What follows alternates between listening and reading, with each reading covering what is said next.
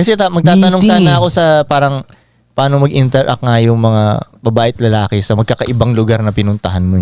Malayo talaga yung sa Pinas kasi sa Pinas talagang hindi masyado ipapakita sa'yo ng babae pag trip ka niya. Tapos dito, pag trip ka pa ng babae, lalo ka pa niyang Papahirapan. susupladuhan. Gets.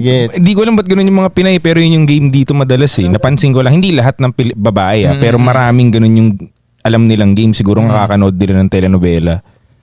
Na Pwede chasing rin. yung lalaki, tapos suplada yung babae. Typical Pwede Filipina rin love kayang story. natutuwa sila sa ganung feeling na Yun nga, kaya nga. na yung parang alam mo yun, medyo hinahabol sila. Kasi yun nga yung napapanood nila na nakakatuwa. Gets. 'Di ba? Sa Amerika ang Hollywood, 'di ba? The guy will come up to the bar, "What's your story?" Si ako 'Di din ba? kasi Gets mo? sila eh. Getting to know each other, dun sila natutuwa sa ganung klaseng interaction. So sa dun sa Amerika, pag lalapit talaga yung babae sa iyo, kausap